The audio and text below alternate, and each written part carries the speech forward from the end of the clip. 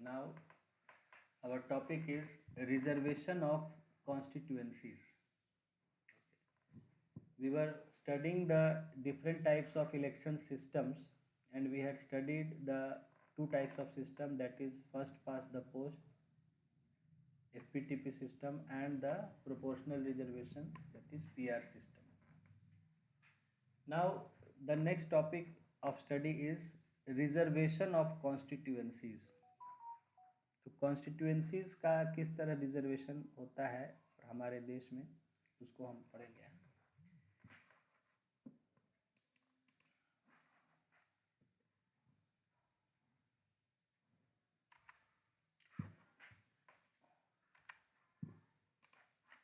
We have noticed that in FPTP election system, the candidate who secures the highest votes in a particular constituency is declared elected. FPTP system में क्या है कि जिसको सबसे ज़्यादा vote मिले वो जीत गया, चाहे वो कितना ही मिला, उसको सबसे ज़्यादा वोट मिलना चाहिए. मान लीजिए 1,00,000 लोगों की कॉन्स्टिट्यूएंसी है और उसमें सिर्फ 1,000 लोग वोट किए और उस 1,000 में किसी को 300 वोट मिल गया, तो वो मात्र 300 वोटों से भी उस कॉन्स्टिट्यूएंसी का विनर डिक्लेयर्ड होगा, जबकि वहाँ पॉपुलेशन 1,00,000 है. देखिए तो अभी देखिए, जैसे कल मैं देख रहा था तो वहाँ पर जो है कुछ इन लोग के बयान थे और मैं पढ़ रहा था. ठीक है, बहुत सारी चीज़ें, चाहे वो कुछ पॉलिटिकल लीडर्स के थे, किसी का अभी मैं पर्टिकुलर नाम नहीं लूँगा, तो उसमें जैसे कि कुछ लोग ये कह रहे थे कि भाई लालू जी ने क्या किया, या जैसे अभी कहा जाता है बहुत एक सरकार के द्वारा कि भाई 1995 के पहले जो जंगल राज था, तो उसके जवाब में एक लीडर ने कहा कि भाई 1990 के पहले क्या था. 1990 के पहले क्या था, हम लोग को तो जो भी कास्ट है, बैकवर्ड कास्ट है, उनको वोट देने नहीं जाने दिया जाता था. कुछ दबंग लोग खड़े रहते थे और किसी को वोट नहीं जाने देते थे वोट देने के लिए, और फिर अपनी मर्जी से उनके वोट पड़ जाते थे और सरकार बन जाती थी. तो जो बैकवर्ड कास्ट थे उनको तो जो इस लालू जी का सरकार है उसी ने उनको ताकत दिया, आज सब कोई वोट देने जा रहे हैं. तो ये नहीं कहें लोग कि जो है 1990 के पहले क्या, 1995 के पहले क्या था, जंगल राज था, और उससे पहले क्या था, कि भाई उसके पहले क्या था. ठीक है, तो कहीं ना कहीं इस बात में भी मेरिट है पॉलिटिक्स में, हम किसी एक का पक्ष लें जो करें, लेकिन ये भी बात है कि पहले जो इलेक्शन सिस्टम्स था, मैंने बताया आपको कि कुछ लोग, अब जैसे कुछ लोग हैं हमारे, एक बाहुबली नेता हैं बिहार में, आप जानते हैं, आनंद सिंह जी हैं, तो उनका भी एक अलग हिसाब किताब चलता रहता है. ठीक है, उनका एक अलग तरीका है. तो इसीलिए जो है ये सब पॉलिटिक्स में है. अब जो भी है, तो ये एक पक्ष का कहना है कि भाई ठीक है, हम लोग जंगल राज हो गया, तो जंगल राज था, लेकिन दूसरा पक्ष कहता है कि भाई हम लोग को पहले पूछता कौन था. लालू के आने के बाद तो हम लोग को जो है पूछ होने लगा, या हम लोग का पॉलिटिक्स में हम लोग अपना समझे और हम लोग का पॉलिटिक्स में कोई वैल्यू हुआ. आज हमारे वोट पर हम पॉलिटिक्स कर रहे हैं, जिता रहे हैं, सरकार बना रहे हैं अपनी, जो भी कुछ है. तो खैर पॉलिटिक्स है, सब लोगों की अपने लोगों का चॉइस है, जिसको जो चाहिए, जिसकी सरकार के लिए वोट देना है, सबको फ्रीडम है उसका. तो वही यहाँ पर हम देख रहे हैं, रिजर्वेशन ऑफ कॉन्स्टिट्यूएंसी. तो एक नॉर्मल जो था पहले होता है, जो एफपीटीपी सिस्टम में क्या होता है कि जिसको मैंने कहा कि जैसे अभी आपको मैंने कहा, और इससे मुझे याद आया पहले का सिस्टम, कि मान लीजिए 1,00,000 कॉन्स्टिट्यूएंसी था, आप लोग किसी को वोट देने नहीं जाने दे रहे हैं, तो मात्र 1,000 वोट अगर पड़ रहे हैं और उसमें से 200 लोग किसी को वोट दे दिए, तो फिर उसकी वो विनर डिक्लेयर हो जाता है. क्या ये मेजोरिटी का इलेक्शन हुआ? कहाँ इलेक्शन हुआ मेजोरिटी का? मेजोरिटी मान लीजिए वहाँ 50,000 किसी कास्ट के लोग हों, लेकिन उनको वोट ही नहीं जाने दिया जा रहा है, और मात्र 1,000 लोग वोट डाल रहे हैं, उसमें 200 लोग. तो this FPTP system it has certain demerits. देखिए, हालांकि यहाँ अभी हम दूसरी चीज मान के चल रहे हैं कि मेजोरिटी यहाँ मान के चल रहे हैं कि जिसको हाईएस्ट वोट मिल रहा है. This often works to the disadvantage of smaller social groups. FPTP system अगर सही से काम भी करता है तो जो छोटे ग्रुप्स हैं उनके ये खिलाफ चला जाता है, क्योंकि नेचुरल बात है, मेजोरिटी का रूल है, जिसको ज़्यादा वोट मिले तो नेचुरल है, जो मेजोरिटी कम्युनिटी अगर होगी तो उसको वोट उसका कैंडिडेट को ज़्यादा मिलेगा, माइनॉरिटी वाले को मिलेगा नहीं, तो माइनॉरिटी के खिलाफ चला जाता है. This is even more significant in Indian social context, और इंडिया के सामाजिक परिप्रेक्ष्य में तो ये और ज़्यादा इम्पोर्टेंट हो जाता है। We have had a history of caste based discrimination. हमने हमारे समाज में हम बहुत लंबे समय से देखा है हमने कि जाति के आधार पर जो है भेदभाव होते रहे। इन सच अ अभी देखिए, कल मैं एक डिस्कशन सुन रहा था तो वो अंबेडकर की ही बात को एक दोहरा रहे थे, आज के समय के, क्या नाम है उनका,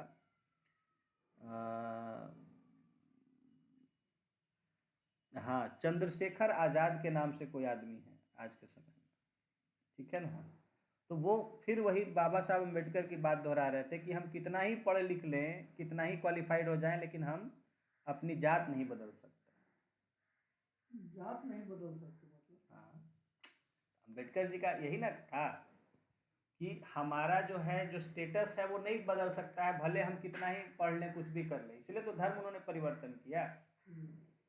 तो वही ये बात कह रहे थे कि जो हमारा, हम पर अगर बैकवर्ड का या कोई का मोहर लगा हुआ है, तो वो हम कितना ही पढ़ लिख ले करने के बाद भी वो हम बदल नहीं सकते हैं।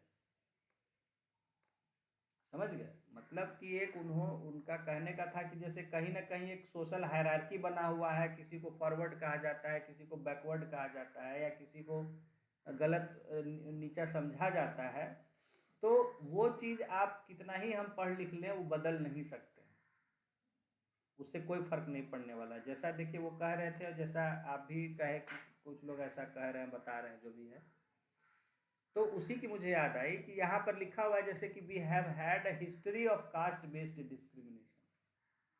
हमारे समय में जाति के आधार पर जो है लंबे समय से एक भेदभाव चली आई है। In such a social system the FPTP electoral system can mean that the dominant social groups and castes can win everywhere.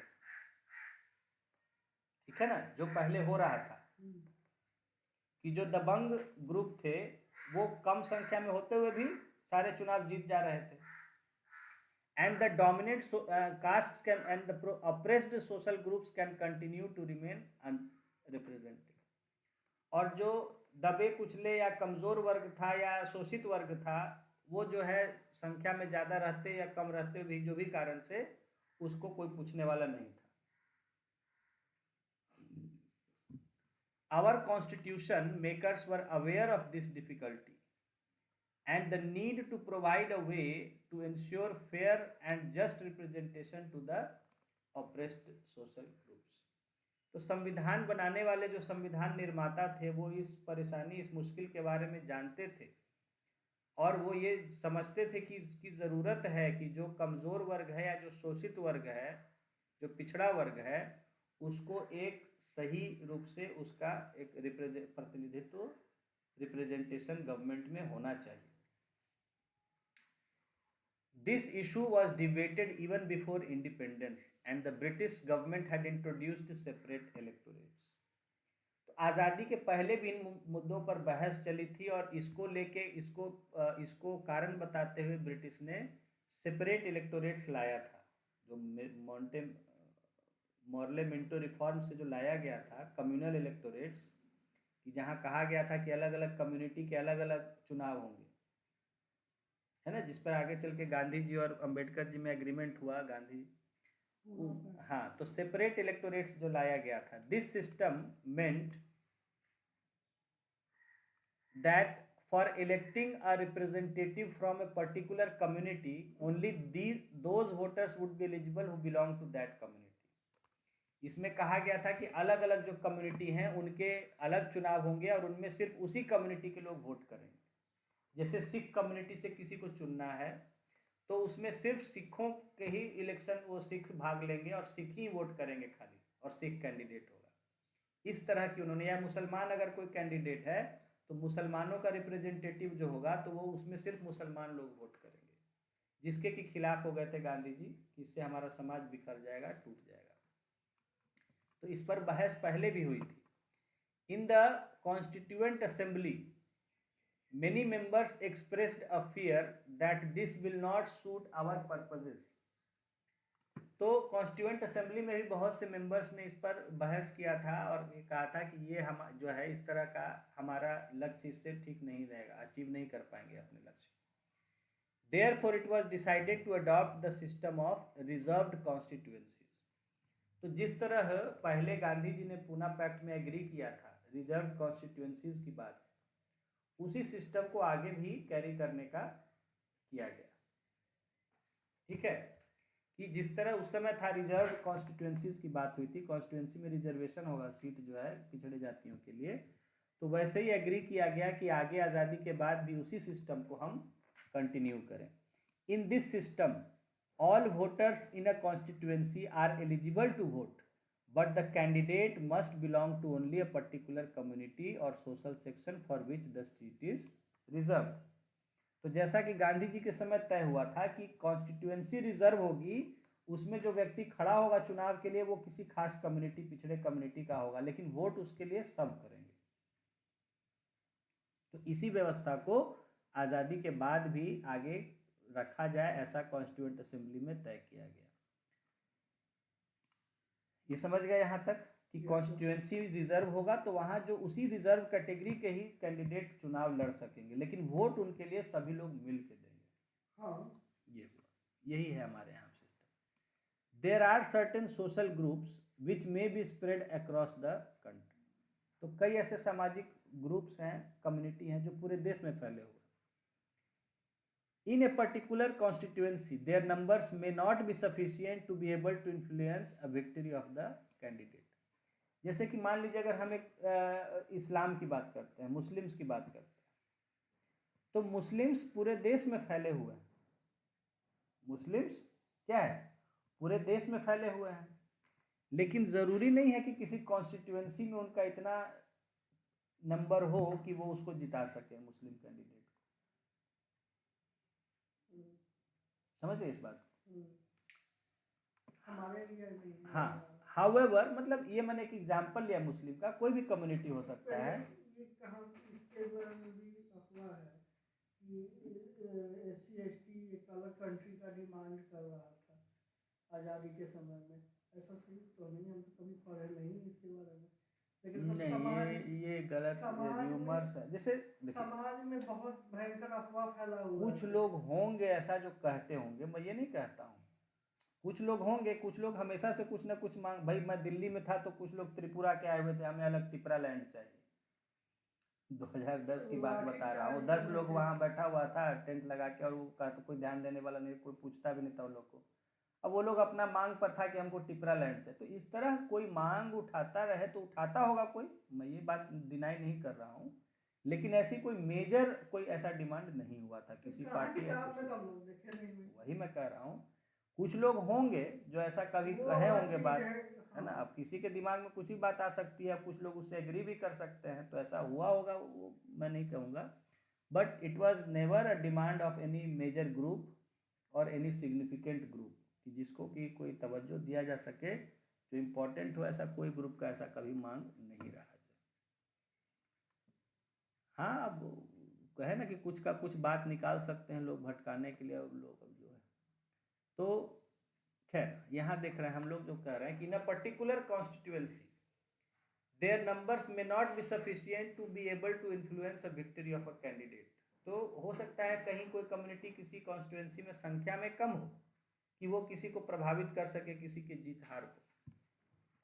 However taken across the country they are a significant sizeable group. लेकिन अगर पूरे देश के तौर पर देखा जाए तो उनकी संख्या अच्छी खासी हो सकती है।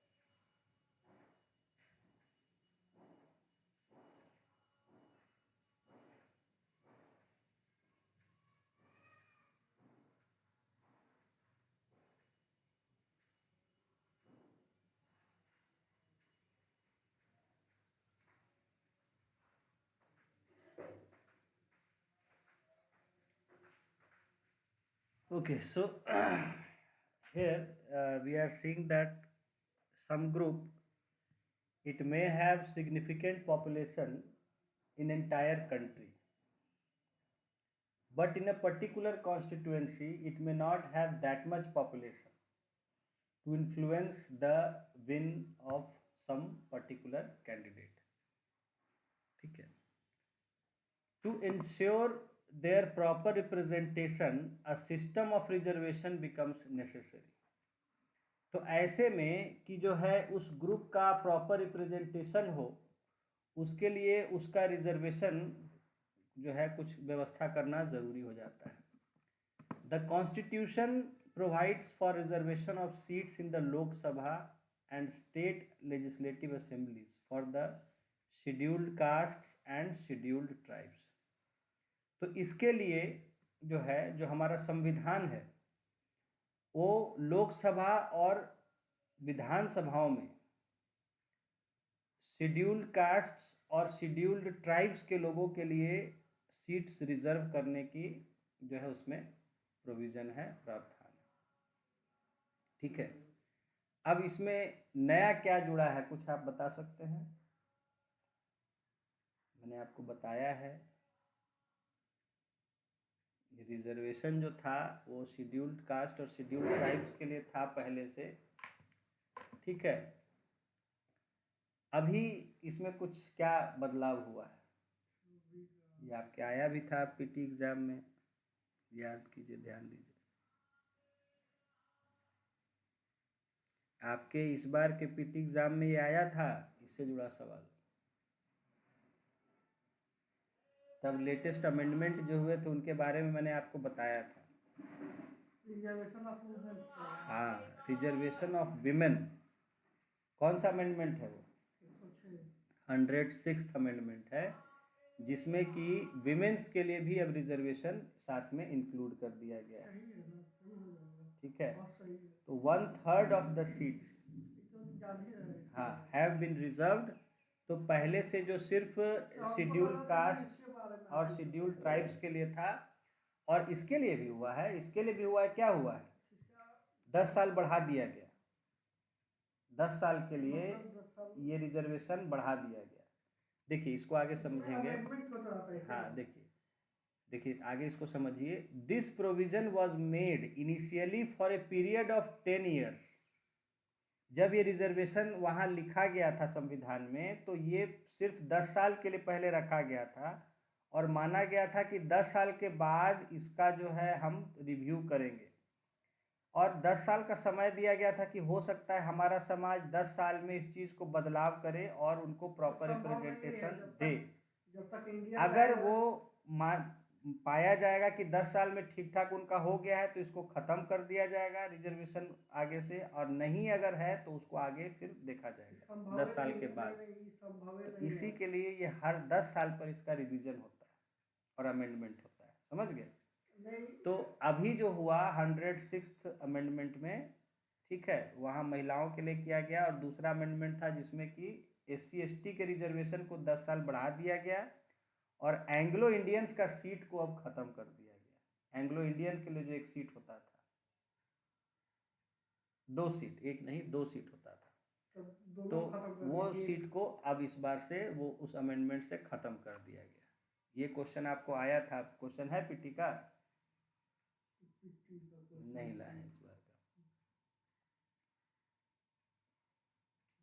तो ये तो जिंदगी में कभी खत्म होने वाला है नहीं, SC/ST वाला। जब तक इंडिया अब रहेगा। क्या होगा फ्यूचर देखिए, तो फ्यूचर तो नहीं है। देखे हैं, फ्यूचर तो कोई नहीं देखा है, ठीक है, इसलिए अभी से फ्यूचर का हम नहीं कह सकते हैं क्या होगा नहीं होगा, but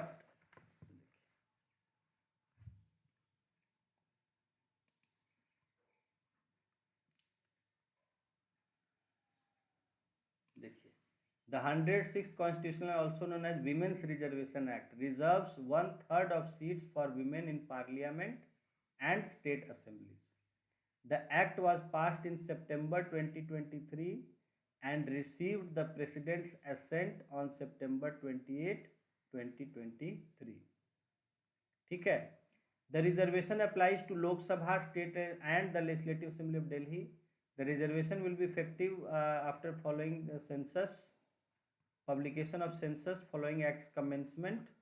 The reservation will last for 15 years with the possibility of extension by parliament. 15 साल के लिए भी किया गया है, उसके बाद parliamentary legislation will govern the rotation of seats allocation for women after each delimitation process. वो सीट्स क्योंकि डिलिमिटेशन के बाद कैसे कैसे रोटेट होगा, डिलिमिटेशन होगा इसका। नहीं 15 साल के लिए रिजर्वेशन किया गया है। डिलिमिटेशन तो जब जैसे होता है वो कानून के द्वारा वो हो, जैसे अभी 26 में होना है डिलिमिटेशन, तो वो डिलिमिटेशन या समय समय पर हर सेंसस के बाद वो होता है, तो वो तो जैसे करेगा। डिलिमिटेशन हर चीज पे लगाया जाता है। हाँ, डिलिमिटेशन हर चीज पर होता है, अप्लाई होता है। अब इसमें एक मिनट,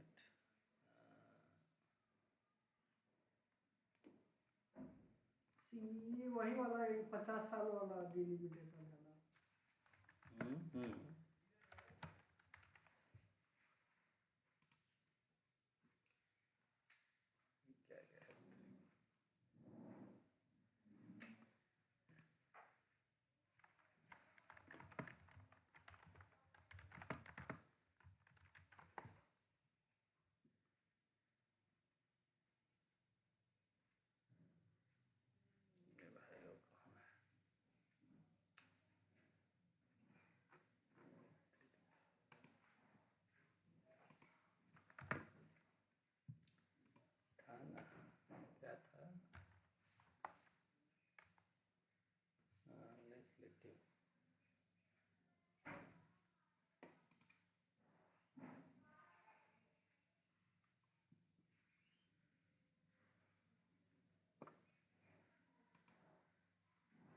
अब इसमें देखिए जो है,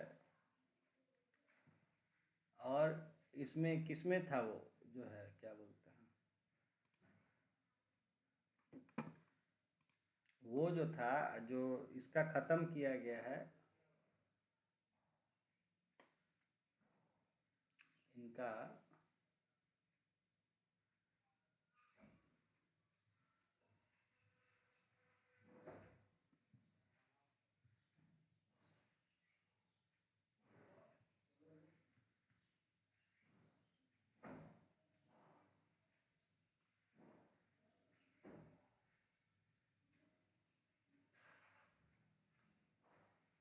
अट्ठारह अगस्त को ये हो गया इसमें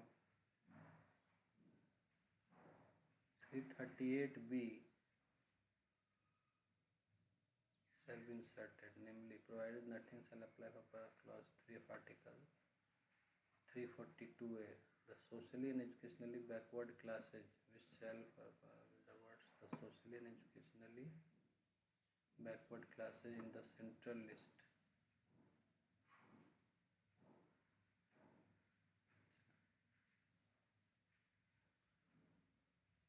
ये किसके लिए 338 तो यही था खैर, और 104th अमेंडमेंट क्या था,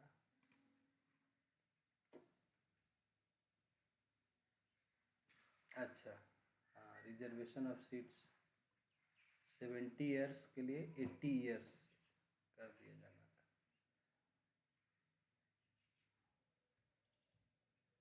आर्टिकल 334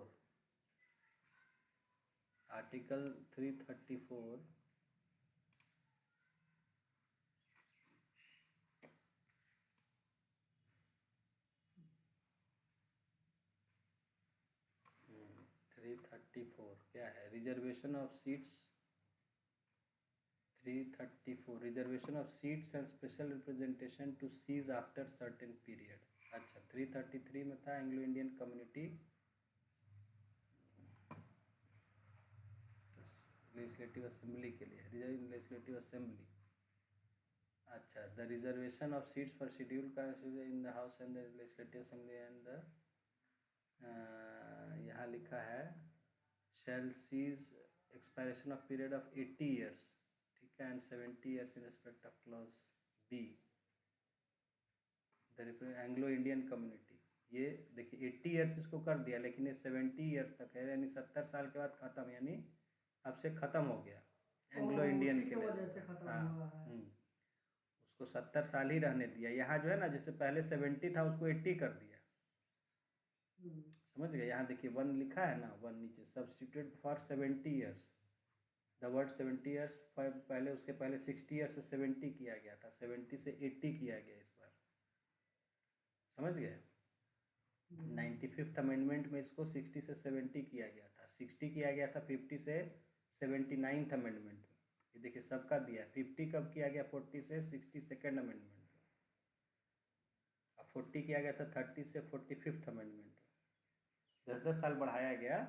तो इस बार जो है उसको 70 शेड्यूल कास्ट और शेड्यूल ट्राइब्स के लिए 80 ईयर्स कर दिया गया, लेकिन एंग्लो इंडियन के लिए वो वैसे का वैसे, यानी वो ख़त्म हो गया, बढ़ाया नहीं गया तो ख़त्म हो गया। तो ये किस में हुआ, ये 104th अमेंडमेंट में हुआ, ध्यान रखिए, पूछा भी गया था आपसे यही सवाल पूछा गया था, उसी को क्लियर करना चाह रहे थे। तो ये समझ में आ गया, ये रिजर्वेशन हमने देख लिया। यहाँ देखिए, this provision was made initially for a period of 10 years and as a result of successive constitutional amendments has been extended up to 2020। तो यहाँ ये अब नई चीज़ है जो देखिए बुक में नहीं है, आपको विमेंस के लिए ऐड हो गया है, SC ST एंड विमेन, इनके लिए सीट्स रिजर्व हो गया 2020 से। फिर 2020 से हुआ है, 23 में ना हुआ है जी, ध्यान नहीं देते हैं डेट। ये 20 का है ना, 20 तक तो बढ़ाया गया। हाँ अभी जो है उसको फिर 10 साल के लिए 80 ईयर्स कर दिया, तो 80 ईयर्स कब से हो जाएगा, 50 से 80 ईयर्स, 20 से 30 हो गया, समझ गया। 2030 तक के लिए कर दिया है, और महिलाओं के लिए 15 साल के लिए किया है। तो 2023 में पास किया है, तो 15 साल कब हुआ, 2038 38 38 तक के लिए वो चलेगा, उसके बाद रिव्यू होगा उसका। उसमें देखिए इसमें घटा आगे हुआ, लिखा है, हाँ। देखिए the parliament can take a decision to further extend it when the period of reservation expires. तो रिजर्वेशन का पीरियड जब एक्सपायर होता है तो उसमें पार्लियामेंट तय कर सकता है कि इसको आगे बढ़ाना है कि खत्म हो जाने देना है। समझ गए प्रोसीजर कैसे हो रहा है?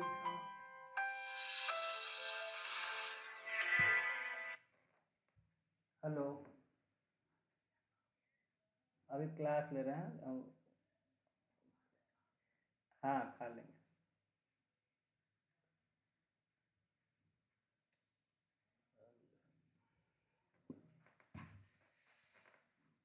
The number of seats reserved for both of these groups is in proportion to their share in population of India। देखिए ध्यान देने की बात है कि जो नंबर ऑफ सीट जो है रिजर्व की गई हैं वो उनके पॉपुलेशन के प्रोपोर्शन में है, ठीक है। Of the 543 elected seats in Lok Sabha 84 are reserved for scheduled caste and 47 are reserved for scheduled tribes as on January 2019। तो टोटल 543 जो सीट्स इलेक्शन में होता है उसमें पॉपुलेशन के अकॉर्डिंग 84 सीट्स रिजर्व हैं शेड्यूल्ड कास्ट के लिए, और उसका आधा यानी 47 जो है, आधा नहीं सॉरी आधा से ज़्यादा है, 42 आधा 47 जो है रिजर्व्ड है शेड्यूल्ड ट्राइब्स के लिए। अब यहाँ ऊपर एक थोड़ा सा दिया हुआ था,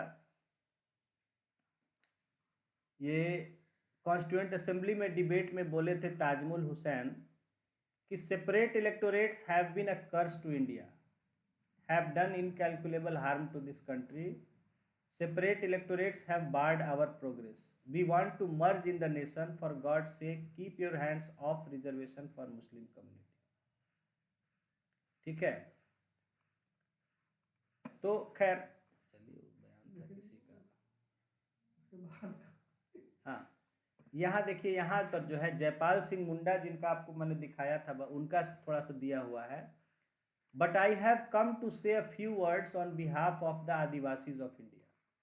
ठीक है, तो ये जो है आदिवासियों के लिए झारखंड से आए थे, झारखंड नहीं सॉरी छोटा नागपुर रीजन से आए थे, तो आदिवासियों के लिए बात उठाते थे। तो जयपाल सिंह मुंडा का यहाँ पर क्या बयान था कॉन्स्टिट्यूएंट असेंबली में कि मैं आदिवासियों के लिए कुछ कहने आया हूँ। In the past, thanks to the major political parties, thanks to the British government and thanks to every enlightened Indian citizen, we have been isolated and kept as it were in a zoo। कहें कि अगर अतीत को देखें, past को देखें, तो चाहे भारत की बड़ी पार्टियां जो रही उनके कारण, या ब्रिटिश सरकार के कारण, या और जितने भी पढ़े लिखे लोग हैं भारत के, उन सब के कारण हम लोग को इस तरह से अलग थलग रखा गया है जैसे कि चिड़ियाघर में जानवरों को रखा जाता है दिखाने के लिए। तो हम आदिवासियों को इस तरह सबसे अलग रखा गया है। We are willing to mix with you and it is for that reason that we have insisted on reservation of seats as far as legislatures are concern. हम आप सब लोग के साथ घुल मिल के रहना चाहते हैं, और इसी के लिए हम लोग ये जोर दे रहे हैं कि हम लोग के लिए लेजिस्लेचर्स में सीट रिजर्व रखा जाए, नहीं तो हम लोग को यहाँ भी अलग थलग लोग कर देंगे, कोई आदमी नहीं आ पाएगा। We have not asked for separate electorates under the 1935 act. Throughout the legislatures in India there were altogether only 24 Adivasi MLAs out of total of 1585। कह रहे हैं कि 1935 के अंडर में जो सरकारें बनी थी, पूरे देश में चुनाव हुए थे, तो उसमें पूरे देश में जहां लगभग 1600 MLA चुने गए थे, जिसमें मात्र 24 आदिवासी MLA थे, and not a single representative at the centre. और सेंटर लेवल पर तो आदिवासियों का कोई रिप्रेजेंटेटिव नहीं था।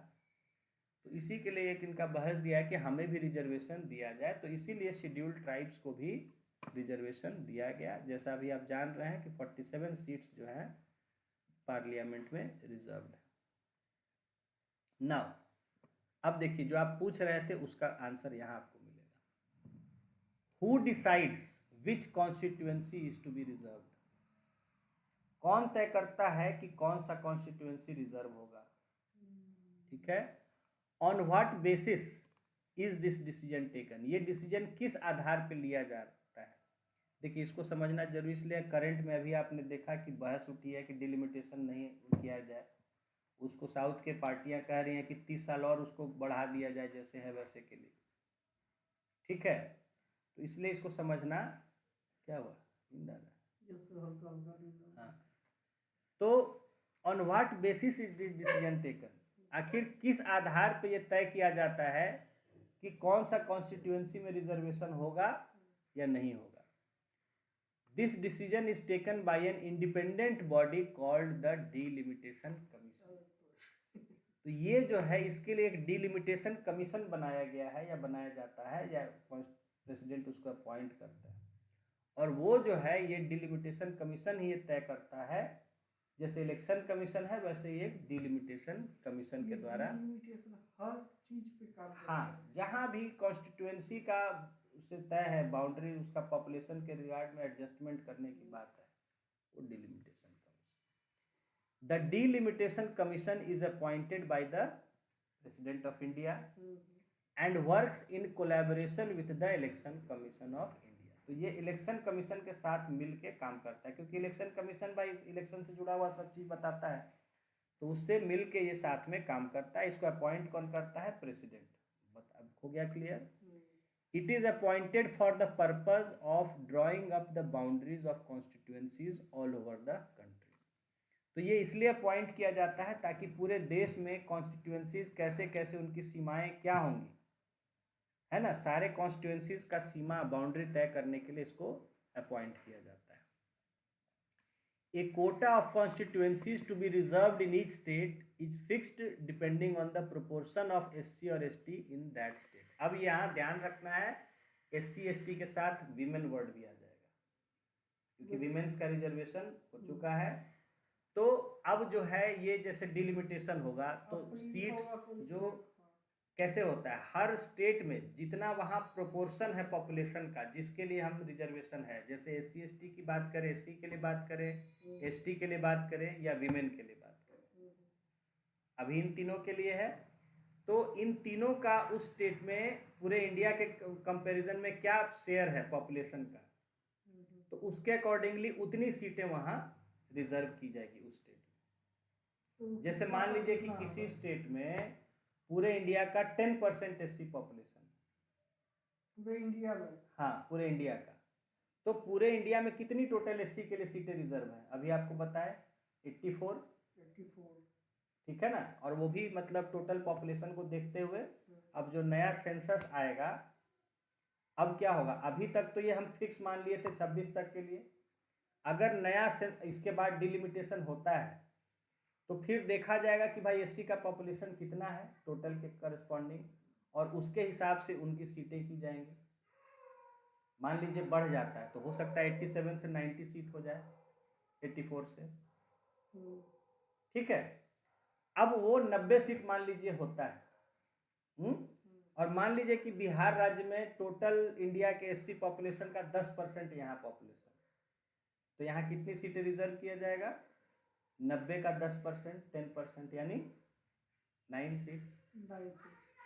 तो बिहार में SC के लिए 9 सीट्स रिजर्व हो जाएगा। उसी तरह ST के लिए देखा जाएगा, उसी तरह विमेन के लिए देखा जाएगा कि कितना पॉपुलेशन का प्रोपोर्शन है स्टेट में, तो उसके हिसाब से कितनी सीटें यहाँ रिजर्व करनी।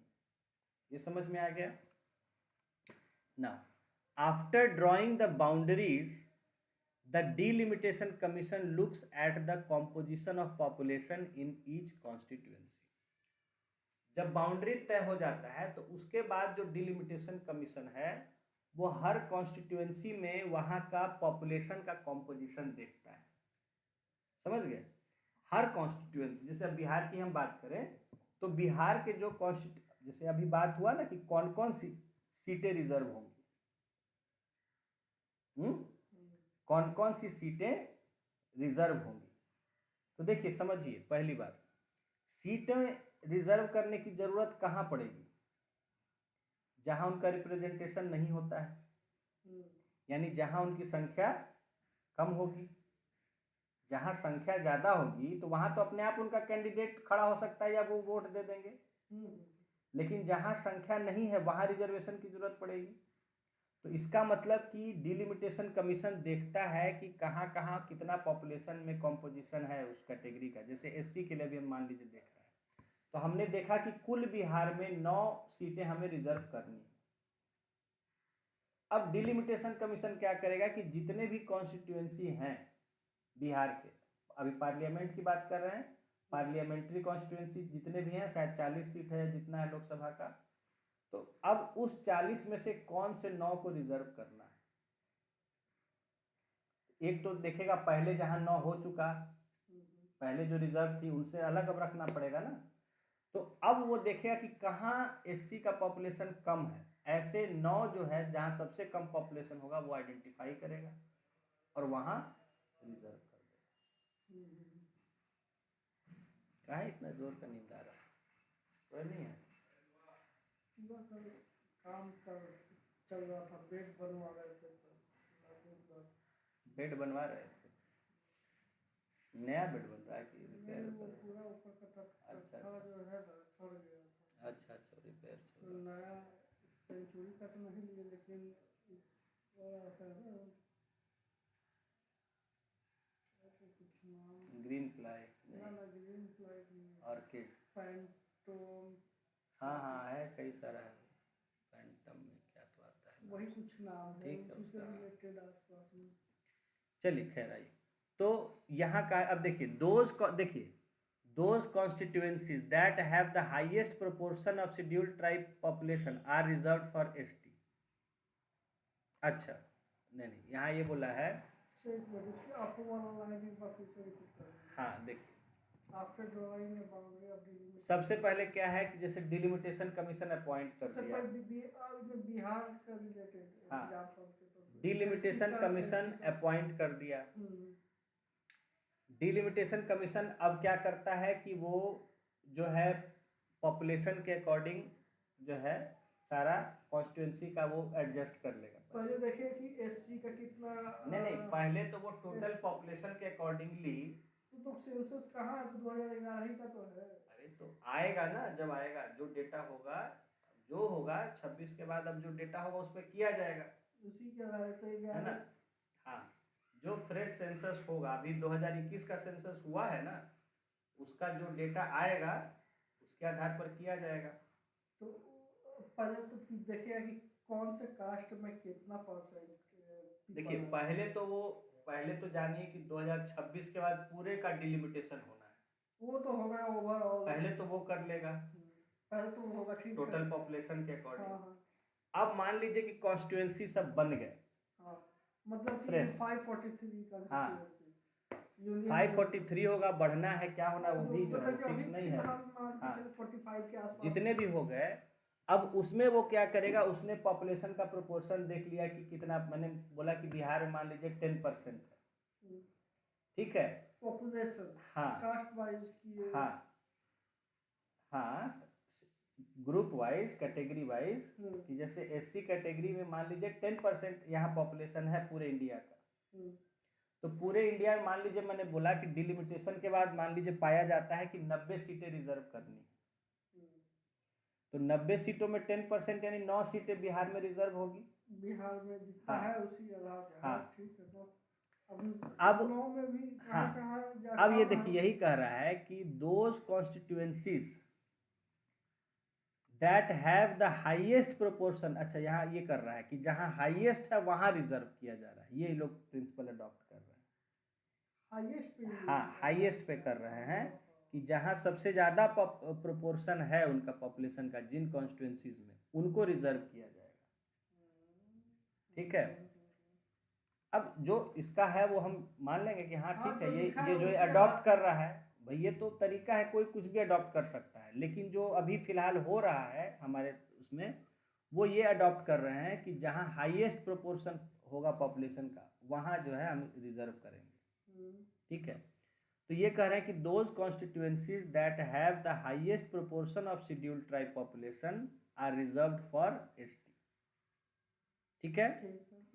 इन द केस ऑफ, ये तो एसटी के लिए हो गया, हाँ हाँ ये भी याद रखने वाली चीज है ना। हाँ एसटी के लिए क्या अपनाया गया है कि जहां उनका हाईएस्ट प्रोपोर्शन होगा वहां उनका सीट रिजर्व और होगा। आगे देखिए, in the case of scheduled caste the delimitation commission looks at two things.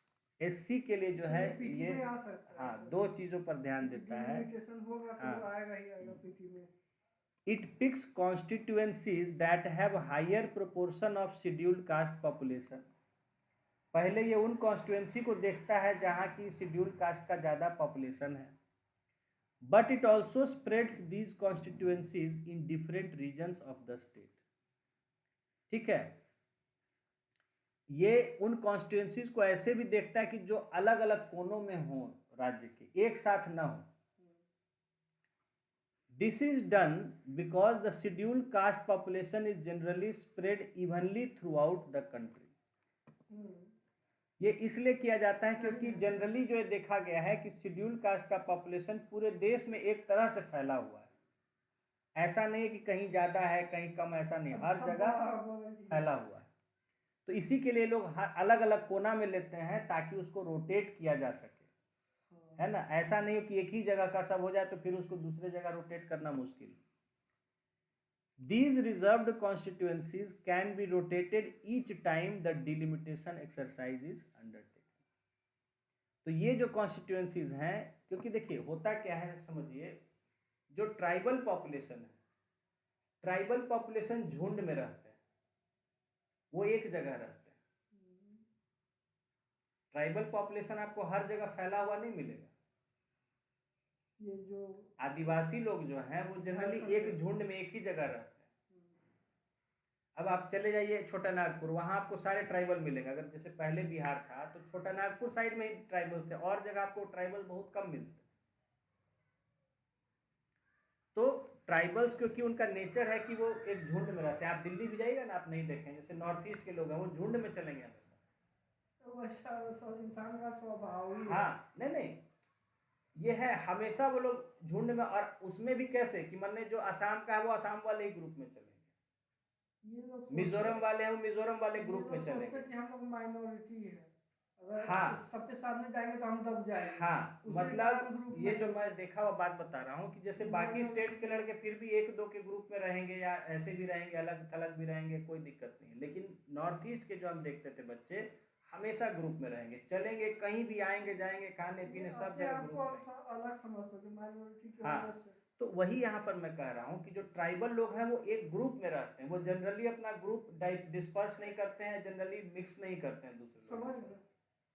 तो इनका जो पॉपुलेशन होता है वो एक जगह झुंड में होता है, इसलिए उनको ज़्यादा रोटेट नहीं करना पड़ता है, दिक्कत नहीं होता। हाँ, लेकिन शेड्यूल्ड कास्ट का जो पॉपुलेशन है वो सब जगह फैले हुए हैं, तो इसका प्रोसेस तो उनका रोटेशन जरूरी है, क्योंकि वो ऐसा नहीं कि एक ही जगह खाली, हर जगह इवनली फैले हुए हैं।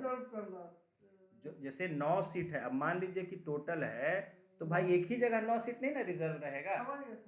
इस बार ये 9 रहा, अगली बार दूसरा 9 हो जाएगा, उसके बाद तीसरा 9 हो जाएगा, ऐसे करके कहीं पे घुमा फिरा के कहीं पे भी जाता है। हाँ, रोटेट किया जाता है। हाँ, रोटेशन चलता रहता है उसका। ये भी क्लियर हो गया। The Constitution does not make similar reservation for other disadvantaged groups। इस तरह का रिजर्वेशन संविधान दूसरे ग्रुप्स के साथ नहीं किया है। ये पुरानी बात हो गई, अब तो महिलाओं के लिए भी हो चुका है, लेटेस्ट अपडेट आएगा, ठीक है ना। तो यही कह रहा है कि अब करेगा तब जब करेगा। मैं आपको बता दे रहा हूँ फिलहाल कि ये जो यहाँ लिखा हुआ बात यहाँ ये गलत हो जाएगा, ठीक है ना। यहाँ लिखा हुआ कि the constitution does not make similar reservation for other disadvantage groups, ये अब बदल चुका है बात। अब जो है कॉन्स्टिट्यूशन में इनके अलावा महिलाओं के लिए भी हो चुका है reservation. For women, in the constitution there is similar reservation for women by latest amendment, that is 106th amendment act। of late, देखिए, of late there has been a strong demand seeking reservation of seats in lok sabha and state assembly for women। अभी ये demand की बात पर पुरानी बात चुकी है कि कहा जा रहा है कि अब हाल फिलहाल में महिलाओं के रिजर्वेशन के लिए भी काफी ज्यादा डिमांड उठ रही है। तो हो चुका है, ठीक है, हाँ। तो given the fact that very few women are elected to representative bodies, the demand for reserving one-third seats for women is increasingly being articulated. तो महिलाओं के लिए 1/3 जो है सीटें रिजर्व करने की मांग बार बार उठाई जा रही है, ये इसमें कह रही है। पहले की बात, reservation of seats for women has been provided for in rural and urban local bodies.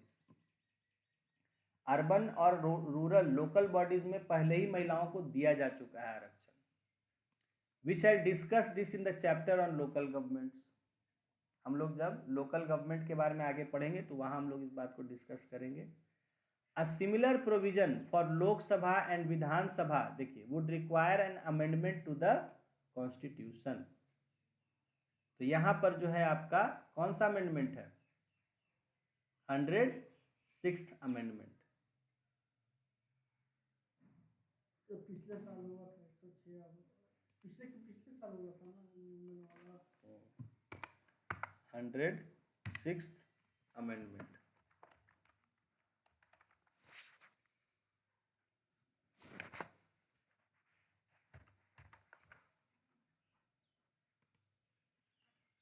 ठीक है।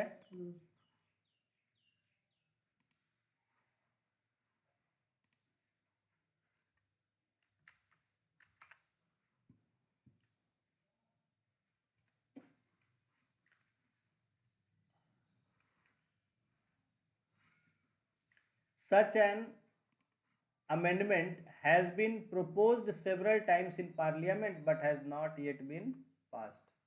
तो ये पास हो चुका है। कब हुआ है? 2023 में, और सितंबर 2023 में। देखिए, जैसा मैंने अभी आपको दिखाया, ये जो है 106th अमेंडमेंट एक्ट, जो कि 19 अक्टूबर 23 को जो है ये नोटिफाई हो चुका है। ठीक है, इसको हमने देखा था अभी।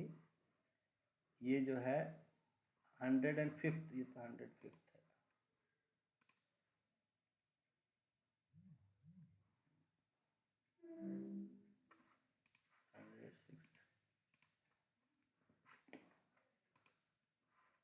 ठीक है, तो ये देखिए, the following act of parliament received the assent of president on 28 September 2023। लिख लीजिए डेट को जो है। 106th अमेंडमेंट कब हुआ है? 28th अमेंडमेंट को 106th amendment act for reservation dash देखे, reservation of women, reservation for women.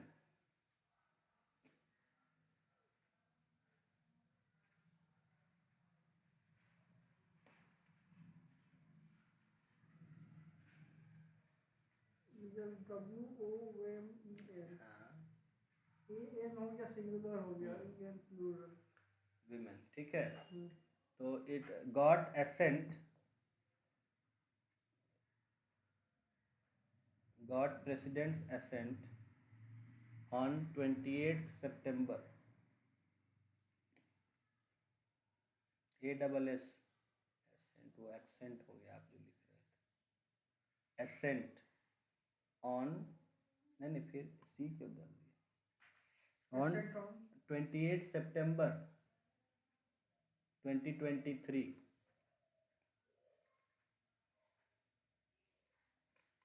And notified on, देखिए यहाँ दिया हुआ ना, वो डेट दिया हुआ था नोटिफिकेशन का, यहाँ दिया 19/10/2023। इस डेट से लागू हो गया। एंड नोटिफाइड ऑन, या केम इन इफेक्ट, जो भी लिखिए, notified / came in effect from 19th अक्टूबर 2023।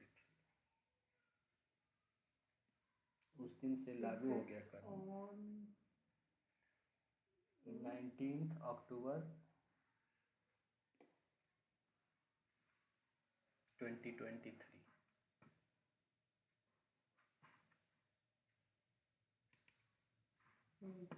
ठीक है, तो ये 19 अक्टूबर 2023 को ये अमेंडमेंट 106th अमेंडमेंट पास हो चुका है। और महिलाओं के लिए रिजर्वेशन किया जा चुका है। पहले से था शेड्यूल कास्ट शेड्यूल ट्राइब्स के लिए सिर्फ था। हम अभी पार्लियामेंट के रिजर्वेशन की बात कर रहे हैं, ठीक है। जॉब्स और वो सब का बाकी अलग है, ओबीसी और सबको है, वो weaker section other sorry economically weaker के लिए भी है।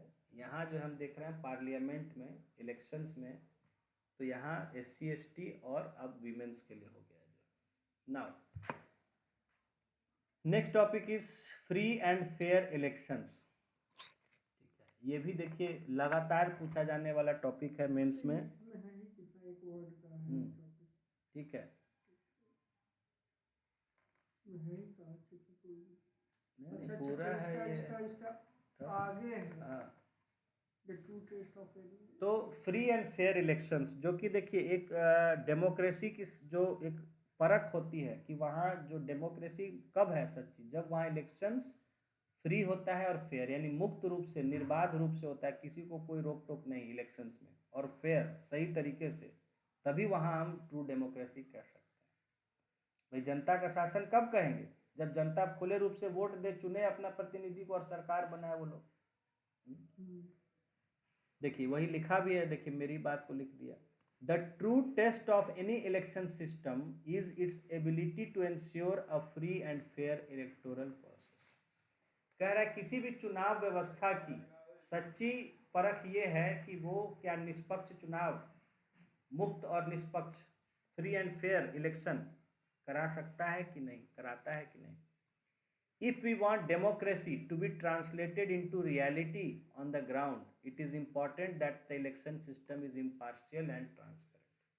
अगर हम सही मायने में चाहते हैं कि डेमोक्रेसी हो, देश में लोकतंत्र हो, लोगों का सरकार हो, तो उसके लिए जो इलेक्शन सिस्टम है, जो चुनाव की व्यवस्था है, उसको निष्पक्ष होनी चाहिए, इम्पार्शियल यानी without taking favour of anyone, impartial and transparent, और उसके सही इंफॉर्मेशन हो लोगों को कि भाई क्या हो रहा है। एकदम झलके साफ साफ दिखे। Yes, the system of election must also allow the aspirations of the voter to find legitimate expression through the electoral results. और इलेक्शन का सिस्टम ऐसा होना चाहिए कि जिसमें जो वोटर्स हैं उनको अपने जो उनकी सोच है, जो उनकी पसंद है, उसको वो वास्तविक रूप में एक उसको मतलब लागू कर सके। ऐसा नहीं कि वोट दिया किसी को और चुना गया कोई, वोट दिए किसी बात पर और वो जाके आगे सरकार किसी और से मिलके बना ले रहा है गठबंधन। पता चला वोट दिया कांग्रेस को कि सेक्युलर गवर्नमेंट होना है, और वो किसी धार्मिक पार्टी से मिलके बना लिया गवर्नमेंट। होता है ना, अक्सर ऐसा होता है कि भाई जिन मुद्दों पर वोट किया जाता है उन मुद्दों से अलग भटक के सरकार कुछ और गठबंधन कर लेती है। तो ये भी कहा जा रहा है कि सही एक चुनाव की व्यवस्था ऐसी होनी चाहिए कि जो लोग, भाई लोग कुछ सोच के ना वोट देते हैं। लोग वोट किस पर आधार पर देते हैं, उनके कुछ विश्वास होता है, कुछ समझ होती है, अंडरस्टैंडिंग होती है, उसके आधार पर वोट देते हैं। और पता चला वोट लेने के बाद MLA सब कर लिया गठबंधन किसी से और सरकार बना लिया किसी से। जैसे यहाँ कई बार बिहार में हुआ कि समय को देखते हुए सरकार जो भी रहे उनको किसी किसी से गठबंधन करके सरकार चलाए हैं। वोट दिया था सुशासन के लिए और जंगल राज वालों से मिलके करना पड़ा सर।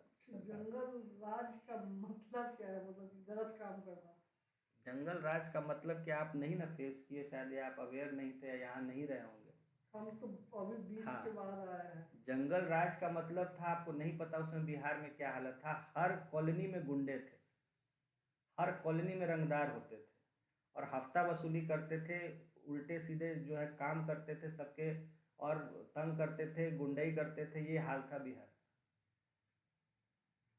हम भी संजोग से यहाँ नहीं थे उस समय, लेकिन हमें हालात पता थे।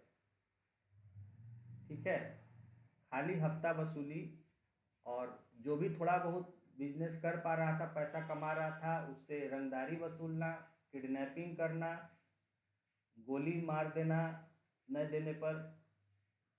हर हफ्ते मतलब हर कॉलोनी, मतलब समझिए कि हर मोहल्ले, अगर शहर पटना शहर की बात करें, नहीं तो और छोटे शहरों की बात करें, हर जगह खाली जो है मतलब ये रंगदारी और ये सब चल रहा था। जो कोई भी अपना अगर, क्योंकि अगर कोई भी कुछ पैसे भी कमा रहा था तो उससे वसूली पर सब आमादा थे। इसका नतीजा यह हुआ कि बड़े बहुत सारे बिजनेसमैन, बहुत सारे तरह के प्रोफेशनल्स जो है इस राज्य को छोड़ के अगल बगल के राज्यों में भुवनेश्वर चले गए, जयपुर चले गए, यूपी चले गए, उड़ीसा, गुजरात, सब जगह माइग्रेट कर गए, क्योंकि यहाँ पर कोई भी काम शांति से करना मुश्किल हो रहा था। There was no law and order, जीवन का खतरा था एनी टाइम। शाम को निकलना में पुरुषों के लिए डर था, महिलाओं को तो छोड़ दीजिए, जिसके साथ कुछ भी हो जाता था कोई देखने वाला नहीं। दैट वाज कॉल्ड जंगल राज। और हमने देखा है, मैं आ रहा था बिहार तो ट्रेन से तो सब कह रहे थे अरे कैसे जाइएगा, 5 बजे के बाद ट्रेन पहुंच रही है, आप कैसे जाइएगा, कोई गाड़ी नहीं मिलेगा, पता नहीं कौन लूट लेगा स्टेशन पर, ये हाल है। पटना जंक्शन की बात बता रहा हूँ। तो it was such, there was no law and order. लोग निकलने में, शाम को कहीं गली मोहल्ले से निकलने में डर लगता था। पुलिस मतलब छुट्टी पे रहती थी कि पुलिस को जब ऑर्डर ही नहीं है सरकार की तरफ से, पुलिस क्या करेगी? पुलिस काहे को करेगी? पुलिस खुद मिली हुई थी सबसे। भाई सरकार जिसकी थी वही लोग करवा रहा था, तो पुलिस काहे नहीं मिली? तो ये आप समझ नहीं रहे हैं। अच्छा, सरकार के सारे सब देखिए, मैं ऑन एयर नहीं कहूँगा, इस राज्य का सबसे बड़ा गुंडा लालू प्रसाद था उस समय। सब गुंडे उसके अंडर में थे, सबसे कलेक्शन करवा रहा था जितने भी थे, समझ गए? सबसे बड़ा गुंडा ये था, सबसे रंगदारी फिर वसूल के उसी के पास जाता था। ये था जंगल राज, इसलिए कहा जाता है, इसलिए आरोप लगता है कि जंगल राज था। क्या कुछ सब भाई, सबसे बड़ा माफिया इन्हीं का नाम होता, क्या नाम था उसका, कौन यादव था? साधु यादव। तो साला था इनका, सब साले मिलके गुंडे किए हुए थे पूरा। तो कोई पांडव गिरोह, हम लोग को टारगेट किया, हम लोग का बिजनेस बैठा दिया लालू, चौपट कर दिया। इतना बड़ा बिजनेस था हम लोग का, तो कास्ट वाइज टारगेट किया हम लोग को सबसे पहले, ठीक है। और करवाते थे कि अरे करवाते थे, उसके घर से होता था, मुख्यमंत्री आवास से सारे ऑर्डर पास होते थे सब कलेक्शन के लिए, लालू करवाते थे। गजब बात है। फिर आप क्या सोच रहे हैं, आप क्या, आपको समझ है हम बोले तो कि भाई सब इसके साले देखे कि भाई सीएम बने हुए हैं, तो हम लोग सब जितना गुंडा, अभी भी वही हाल है, अभी का दूसरा है। अभी आपको जितना बालू माफिया ये सब कौन है, सब यही सब यादव लोग हैं।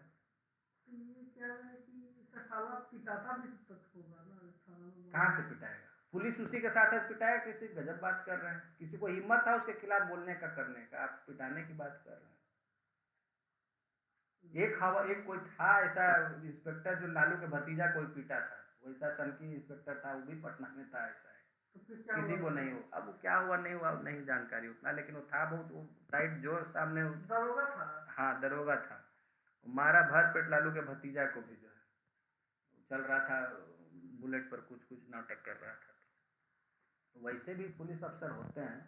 तो उस समय जितने गुंडे थे आज के जो भी जो है, सब इसी के पाले हुए बढ़ाए हुए थे, और फ्रीडम हैंड दिया हुआ था। पुलिस कुछ नहीं, पुलिस अपना सो रही है, कुछ नहीं कार्रवाई। बता रहे हैं हमारे शहर में दिन के 12 बजे गोली मार दी है सबसे बड़े कारोबारी को, और बिल्कुल थाना के सामने से गया, कोई पूछने वाला नहीं, बीच बाजार से कि हम लोग गए भी थे देखने, उसके बाद उसको गोली मार दिया। क्या करेगा? बीच बाजार में गोली मारा और आराम से थाना के सामने से चला गया, 12 बजे दिन की बात, कोई पूछने रोकने वाला नहीं। तो ये आलम था। तो जितने पढ़ाने वाले प्रोफेसर, टीचर्स, बिजनेसमैन, तरह तरह के जॉब करने वाले, सबको भागना पड़ा बिहार छोड़ के, सब जाके सेटल हो गए इधर उधर। आज इसलिए बिहार की हालत खराब है। अब जाके वापस आ रहे हैं, तो वापस कैसे आएंगे? क्योंकि वो तो जहाँ तहाँ बस चुके हैं।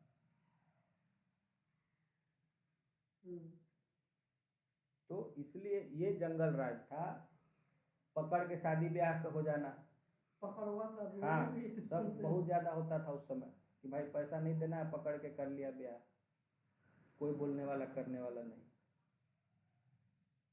अभी भी तो अभी खैर माहौल ऐसा था जो है कि बहुत नहीं कुछ हुआ, अभी भी देखिए हो रहा है कुछ ना कुछ, अभी फिर डिस्टर्ब करने की कोशिश किया जा रहा है।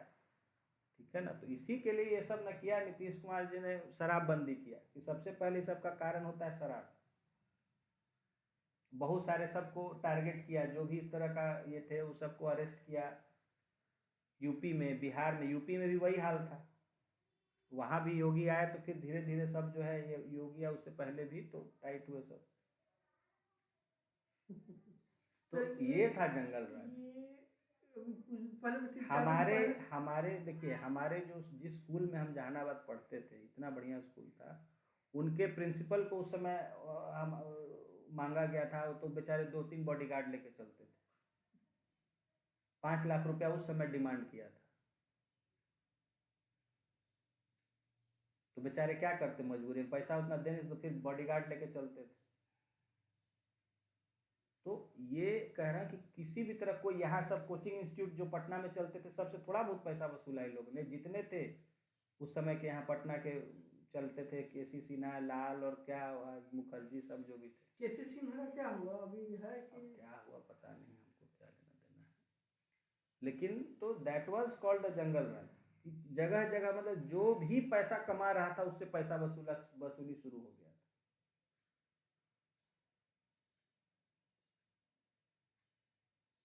रंगदारी, हर जगह रंगदारी, जमीन प्रोटेक्शन मनी जिसको मुंबई में कहता है आपका, जो ये जमीन के बदले नौकरी, नौकरी के बदले वो तो सब छोटा मोटा चीज है। वो सब क्या, वो तो है कि भाई ठीक है नौकरी के लिए दिया घूस, नहीं तो जमीन लिखो पैसा ना है, वो तो बहुत नॉर्मल चीज है। और फिर उस समय जो इतना सब हत्याकांड हुआ सब भूल गए। हत्याकांड मर्डर, कितने नरसंहार हुए उस समय, बड़े मास लेवल पर जो लड़ाई हुआ रणवीर सेना और इस सब का, जो सब गांव के गांव मारे गए, कितने, थोड़ा बहुत कांड हुआ है उसमें, आप लोग कुछ जान ही नहीं रहे। 96 में, हाँ 93, 94, 95 में हुआ था। 95 में, 95 में क्या हुआ था, ये कौन से दल?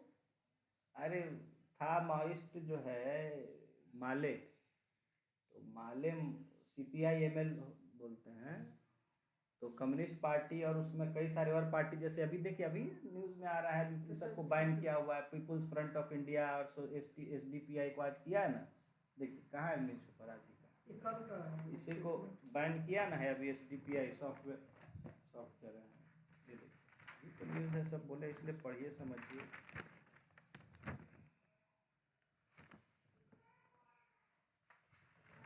तो टप्पा भी इसका पार्टी जीत जाता है, 76 वोट लाया था पिछला साल इसका इलेक्शन में। अरे बीजेपी का तो 74 था, इसका 76 था। अरे तो वोट जब वोटर है वही ना, हम लोग यहाँ पढ़ रहे हैं कि जब उसके वोटर है वो उसी को वोट देते हैं, वो तो वही कह रहा है ना, वही तो अभी कह रहा है, वो कह रहा है कि हम लोग को कौन पूछता था, हम लोग इसी कारण हम लोग को पूछ रहा है। वो तो लाइन, देखिए हमारे यहाँ यही ना कि खाली कास्ट लाइन पे वोटिंग होता है, ठीक है ना, वो ये नहीं देखते हैं कि क्या कर रहा है नहीं कर रहा है।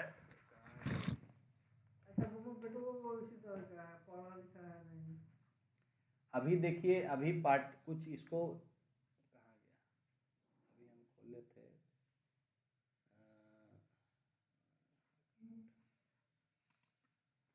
आज का डाउनलोड किया ना स्टेट्समैन, देखिए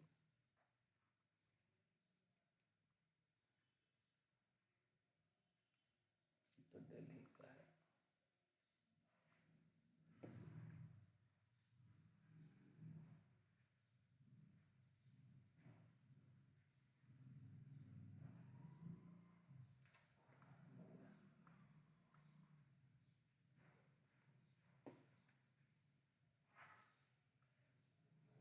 पुराना में था क्या, पहले का कुछ करना था। आज का स्टेट्समैन ये वाला है, कल ये जो लेट का है ना, SDPI एक्सप्रेशन, इंडियन एक्सप्रेस में नहीं है।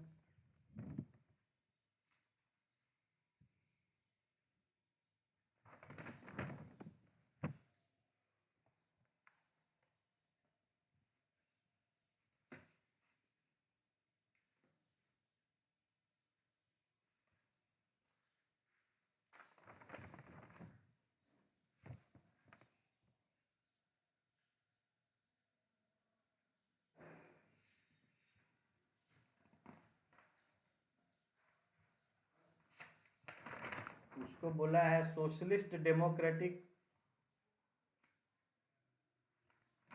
पार्टी ऑफ इंडिया, क्या नाम है, एसडीपीआई। एसडीपीआई का न्यूज़ था कि एसडीपीआई को बैन किया गया। एक्सप्रेस यहाँ तो हिंदी में तो हम अभी खोले ही नहीं। चलिए कल का न्यूज़पेपर में होगा तो नहीं अभी देखे हैं, अभी देखे हैं, तब मैं कह रहा हूँ अभी आज हम देखे हैं, ये तो हम खोले ही नहीं है तो इसमें नहीं है। हिंदी वाले में था, हिंदी वाला कहाँ है? इसमें होगा।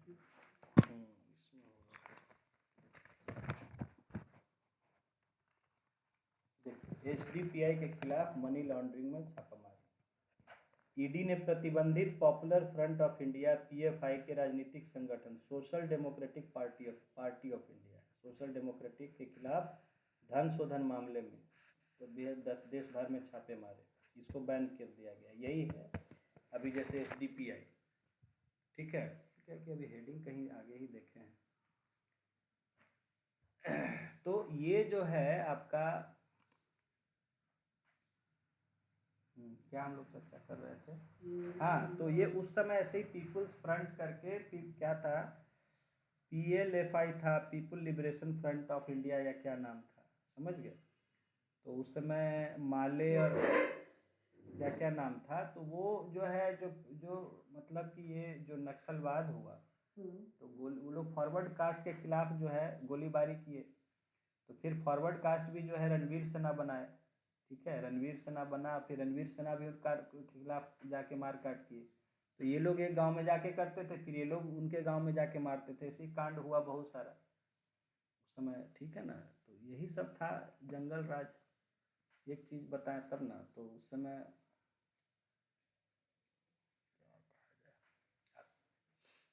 खैर 2005 के बाद से हाँ ये तो बदला है। इससे पहले तो अभी देखिए खैर आइए चेक योर प्रोग्रेस। यहाँ अब इन बातों से जुड़ा हुआ हमें एक आया है सिचुएशन, कह रहा है कि the proportion of Muslims in the population of India is about 14.2%। Muslims का जो पॉपुलेशन है that is 14.2%, but the number of Muslim MPs in Lok Sabha has usually been less than 6%, less than half of their share in population। ठीक है, कहा जा रहा है कि मुस्लिम्स का जो पॉपुलेशन है शेयर वो लगभग 14% के आसपास है, लेकिन मुस्लिम एमपीज की अगर बात कहें तो वो 6% से भी कम रहते हैं, जो कि लगभग उनके पॉपुलेशन के शेयर का आधा है। A similar situation prevails in most state assemblies. यही हाल लगभग स्टेट की असेंबलीज में भी है। Now 3 students Drew different conclusions from this fact. इस बात से 3 स्टूडेंट 3 अलग अलग निष्कर्ष निकालते हैं। Write down whether and why you agree और डिसएग्री विथ देम। तो हमें आपको ये करना है कि आपको ये इसमें लिखना है कि क्या आप इससे एग्री करते हैं, क्यों एग्री करते हैं, या डिसएग्री करते हैं तो क्यों डिसएग्री करते हैं। पहला स्टूडेंट हिलाल है, ये लिख this demonstrates the unfairness of the FPTP system. हिलाल का समझ है कि ये इससे हमें एफपीटीपी का जो है वो ये अनफेयरनेस दिखता है कि किस तरह एफपीटीपी एक अनफेयर सिस्टम है कि भाई 14% हमारा पॉपुलेशन है लेकिन हमको 6% भी नहीं सीट हम जीत पा रहे हैं। We should have opted for PR system. ये कहता है कि हमें पीआर सिस्टम अडॉप्ट करना चाहिए था कि भाई जिस कम्युनिटी को जितना प्रोपोर्शन है पॉपुलेशन उतनी सीटें उसको दिया जाए, ये इसका कहना है। दूसरा है आरिफ, ये कहता है कि this shows the wisdom of granting reservations to SC and ST. ये दिखाता है कि एससी और एसटी को रिजर्वेशन देने का क्या उसका नतीजा है। What is needed is a reservation of seats for Muslims on the same lines as SC and ST. तो ये जरूरत है कि जिस तरह एससी एसटी को रिजर्वेशन दिया गया उस तरह मुसलमानों को भी रिजर्वेशन दिया जाए। और तीसरी जो है सबा, इनका जो मानना है कि there is no point in talking about Muslims as a whole. ये कहता है कि मुस्लिमों के एक बात करने की वजह से कोई फायदा नहीं है। Muslim women are not going to get any share in any of these systems. We need a separate quota for Muslim women. ये कहते हैं कि कुछ भी हो जाएगा, चाहे पीटीपी हो, एफआर हो, पीआर हो, मुस्लिमों को मिलने से हमें औरतों को कोई फायदा नहीं होगा। हमें मुसलमान औरतों के लिए एक अलग से कोटा बनाना चाहिए। ये तो वुमेन को रिजर्वेशन दे दिया, उसमें भी टूटेगा। तो ये जो कह रहा है कि मुस्लिम महिलाओं को कोई फायदा इससे नहीं होने जा रहा है, तो हमें मुसलमान महिलाओं के लिए एक अलग से हमें कोटा बनाना चाहिए। तो ये है, इस पर विचार करिएगा समय मिले। सही है हाँ, तो तीनों को विचार करिएगा कि सही है कि गलत है, और गलत है तो क्यों, सही है तो क्यों ना। इसको रहने दे, सब बहुत लंबी हो जाएगा। चलिए ठीक टॉपिक लंबी है। ठीक है, चलिए।